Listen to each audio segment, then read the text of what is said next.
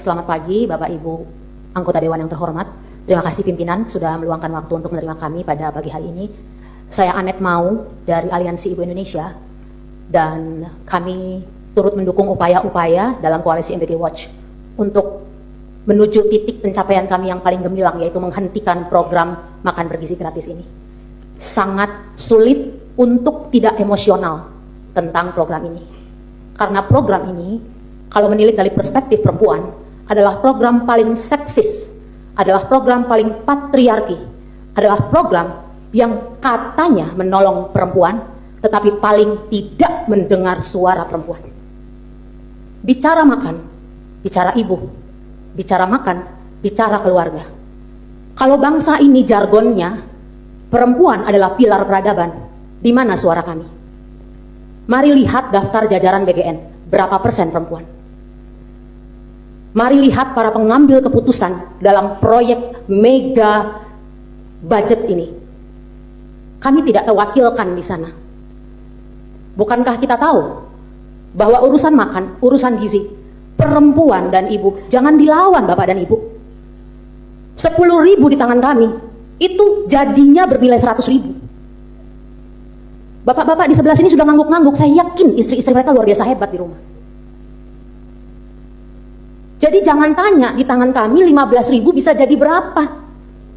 Dengan 15.000 yang makan bukan satu anak satu kali sehari. Ketika 15.000 dari pemerintah dalam arti bentuk bantuan sosial ditambah dengan 10.000 penghasilan ibu itu 25.000 satu rumah makan. Jangan dilawan perempuan soal pengertian gizi.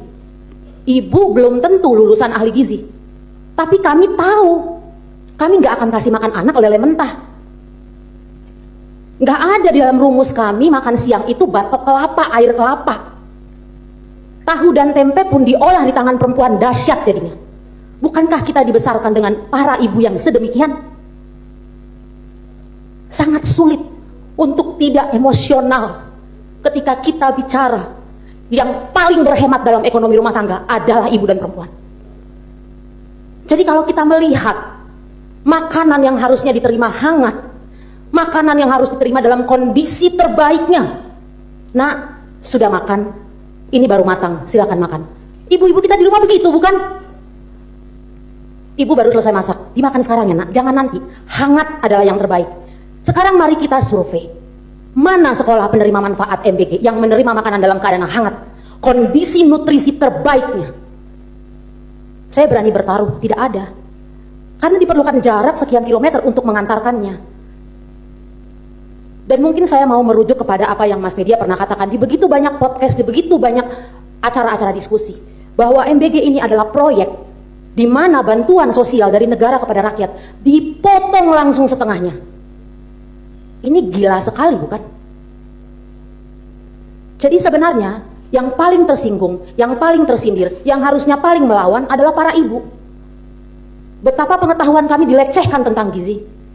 Betapa derajat kami yang katanya pilar peradaban kehidupan bangsa tidak dianggap sama sekali.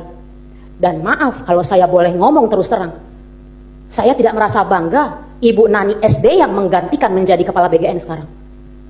Maaf, dia tidak ada di pihak kami walau dia berjenis kelamin perempuan.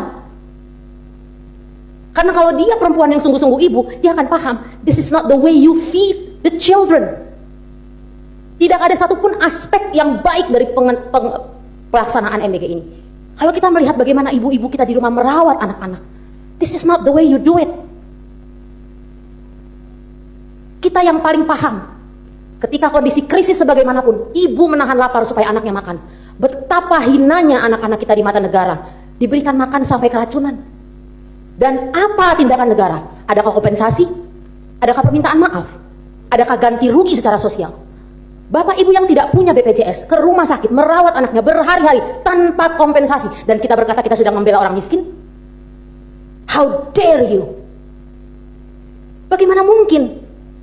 Mereka bahkan tidak bisa punya iuran BPJS. Anaknya keracunan, diracuni oleh negara, dan tidak ada kompensasi apapun. Yang kelimpungan Pemda, bukan pemerintah pusat. Jadi sebenarnya kita harus bertanya, Bapak Ibu Dewan yang terhormat, bagaimana sih cara kita menjalankan negara ini? Dan yang lebih membuat sakit hati lagi, program ini yang kami juduli sebagai proyek, Ini meletakkan perempuan justru di kondisi paling vulnerable, paling rentan terhadap kemiskinan. Karena kemudian kita tahu dampak dominonya, efek dominonya. PHK berkepanjangan, berkelanjutan beberapa bulan terakhir ini. Karena pemerintah tidak bisa memiliki intervensi dalam arti budget, dana anggaran untuk mengintervensi industri-industri manufaktur yang perlu disupport. Buruh-buruh perempuan dipecat, lalu anaknya dapat EBG. Itu bukan substansi yang tepat. Kita bicara kehilangan pekerjaan, lalu diganti dengan MBG. Gak masuk akal. Kalau tadi dari pengusaha UMKM yang notabene pelakunya adalah perempuan, karena lagi-lagi kalau kita bicara soal bagaimana mendatangkan uang ke dalam rumah, itu jangan dilawan perempuan. Saya yakin saya dapat amin dari Bapak Ibu Dewan sekalian. Soal gizi, pemeliharaan anak, mengurus keluarga, mendatangkan uang dari luar ke dalam rumah, menambah penghasilan, itu perempuan paling superpower. Jadi kalau program ini tujuannya untuk stunting, saya mau berbicara atas arwah almarhum ibu di Papua yang bahkan tidak bisa sampai ke puskesmas karena jalannya begitu buruk. Itu yang harus diperbaiki untuk stunting. Itu yang harus peran pemerintah tuh di situ. Hamil nggak bisa cek ke puskesmas, nggak ada jalur angkot, jalannya sangat buruk. Sampai di puskesmas alat buat periksa kesehatannya nggak ada. Di situ kami ingin didengar sebagai perempuan. Kalau memang peduli dengan anak-anak kami, ayo dong. Waktu itu anak belum lahir, itu bicara stunting, 1000 hari pertama kehidupan. Itu bicara stunting. Kami juga mau berbicara sebagai ibu, juga data paling mutakhir, paling valid yang ada mengenai kantong-kantong kemiskinan, kantong-kantong stunting. Kenapa tidak merujuk ibu-ibu nakes puskesmas? Para tenaga kesehatan yang dari rumah ke rumah mendata warga. Kenapa saya bisa tahu itu? Karena saya dulu aktif di Posyandu. Saya tahu mereka punya data. Jadi BGN dapat data dari mana? Karena ini penyuluh Posyandu yang paham. Di kelurahan saya, yang miskin keluarga yang ini. Di wilayah yang ini. Betapa sakit hatinya kami sebagai perempuan. Ketika kami melihat bahwa SPPG justru lebih banyak di daerah yang bukan kantong stunting dan bukan kantong kemiskinan. Dengan alasan belum ada SPPG di situ karena infrastrukturnya buruk. That's it.